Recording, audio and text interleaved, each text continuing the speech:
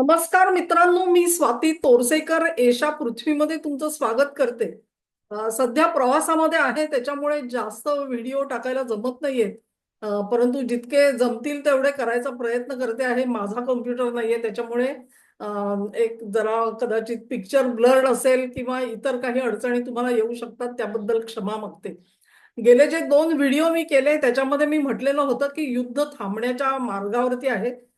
त्याप्रमाणे अमेरिकेचे राष्ट्राध्यक्ष डोनाल्ड ट्रम्प यांनी एक घोषणा केली की 5 दिवसासाठी आता युद्धबंदी लागू होईल आणि त्याच्यात त्यांनी एक आशा व्यक्त केली की याप्रमाणे जर का आम्हाला संकेत जे मिळालेले आहेत त्यानुसार इराण हा वाटाघाटी करण्यासाठी तयार होतो आहे असं दिसतं आहे. आणि ही गोष्ट जर का ठीकठाक जर का झालं तर मग पुढच्या युद्धाची गरज भासणार नाही अशी एक आशा ट्रम्प यांना वाटत असावी आणि त्या आशेच्या जोरावरती त्यांनी युद्धबंदी जाहीर केली. परंतु काही लोकांचं असं म्हणणं आहे की ही पुन्हा एकदा फसवी घोषणा आहे. यापूर्वी डोनाल्ड ट्रम्प यांनी 2 वेळा असं केलं की युद्धबंदी जाहीर करतो म्हणून सांगितलं, पण दरम्यानच्या काळात त्यांनी युद्धाची अशी तयारी केली म्हणजे अधिकाधिक तिथे इक्विपमेंट्स असतील, जहाजं असतील, विमानं असतील, ही आणून तैनात केली त्या भागामध्ये जेणेकरून आणखी तीव्र हल्ले करता येतील. तेव्हा त्या सगळ्यासाठी त्यांना 5 दिवसाची मुदत हवी होती आणि म्हणून त्यांनी ती मुदत घेतलेली आहे, असंही सांगितलं जातं. आणि ह्या तर्काला पुष्टी अशासाठी मिळते की इराण म्हणतो, आम्ही तर युद्धबंदी मागितलेली नव्हती, आम्ही 5 दिवसाची मुदत मागितलेली नव्हती. वाटाघाटींसाठी इराणने ज्या काही अटी घातलेल्या आहेत त्या अटी तशाच्या तशा आहेतच असं इराणचं म्हणणं आहे. तेव्हा या प्रकारे जे सगळं चाललेलं आहे तर या युद्धाचा नेमका शेवट कशामध्ये होणार आहे हा प्रत्येकाच्या मनामध्ये प्रश्न कदाचित असू शकतो. आणि त्याच्यावरच त्याचं उत्तर मी खूप पूर्वी दिलेलं होतं. मला वाटतं जवळजवळ 1-1.5 महिन्यापूर्वी जेव्हा मी अनय जोगळेकर ह्यांच्याबरोबर पहिला व्हिडिओ केलेला होता. नेने होते आणि गौरी पिंपळे सुद्धा होत्या.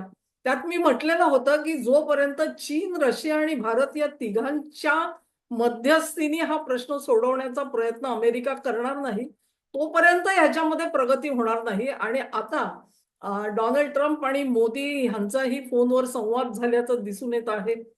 रशिया एक प्रकारे त्याला त्या करारात जोडून घेतल्याचं दिसतंय आणि त्याचं दुसरं कारण जे आहे त्याच्यासाठी मी वेगळा व्हिडिओ बनवलेला होता आणि त्यात मी सूचित केलेलं होतं की मध्य पूर्वेमधल्या काही राजवटी ह्या कोसळण्याच्या मार्गावरती आहेत. त्याप्रमाणे इराकमध्ये राजवट बदलली गेलेली आहे आणि तिथे पीएमएफ म्हणजे इराणला अनुकूल असलेले फोर्सेस यांनी तिथे ताबा मिळवलेला आहे. सिरिया सुद्धा याच मार्गावर आहे. सिरियामध्ये पुन्हा एकदा बशर अल असद यांचे जे फोर्सेस आहेत ते फोर्सेस हे सत्ता हातात घेतील अशी चिन्ह आहेत. या 2 गोष्टी म्हणजे ही या ज्या 2 वार्ता आहेत त्याच्यामध्ये जर काही तथ्य असेल तर याचा अर्थ असा होतो की एक प्रकारे रशियाला अपर हँड मिळालेला आहे. म्हणजेच रशियाच्या ज्या काही अटी आहेत त्या अटी ट्रम्प यांनी मान्य केलेल्या दिसतात. कारण 3 गोष्टी घडताना दिसत आहेत. जर इराकमध्ये आणि सिरियामध्ये दोन्हीकडे रशियाला हवी ती राजवट येत असेल आणि त्यांचं तेल विकण्यासाठी त्यांना मुभा मिळाली असेल तर निर्देश स्पष्ट आहेत की रशियाचं जे काही म्हणणं आहे ते म्हणणं मान्य असल्याचे संकेत अमेरिका देताना आपल्याला दिसते. आणि या सगळ्यामध्ये पुन्हा एकदा मोदींच्या सोबत जाण्याचा प्रयत्न करताना अमेरिका दिसते आहे.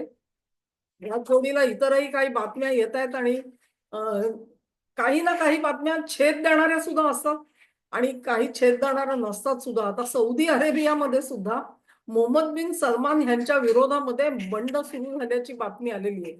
त्याला कितपत यश मिळेल ह्याची कल्पना नाही, कारण अत्यंत सुटपुटशी बातमी आलेली आहे आणि त्याच्यामध्ये कितपत तथ्य आहे हे अधिक खोलात जाऊन बघावं लागेल. पण मी जे म्हटलेलं होतं की मध्य पूर्वेमध्ये अनेक राजवटींच्या समोर हा प्रश्न उभा राहील. एकंदरीतच जे वारं दिसतंय ते असं आहे की अमेरिकेला अनुकूल जे कोणी राजे घराणे जे नसतील त्यांना आपली सत्ता टिकवणं इथून पुढे तिथे कदाचित अशक्य होऊ शकतं. तर बघूया काय होतंय ते. मी हा अगदी खूप धावता आढावा तुमच्यासाठी खास घेतलेला आहे. आवडला असेल अशी आशा करते. आवडला असेल तर व्हिडिओला लाईक करा, शेअर करा, चॅनलला सबस्क्राईब करा आणि सहकार्य असंच चालू ठेवा. नमस्कार.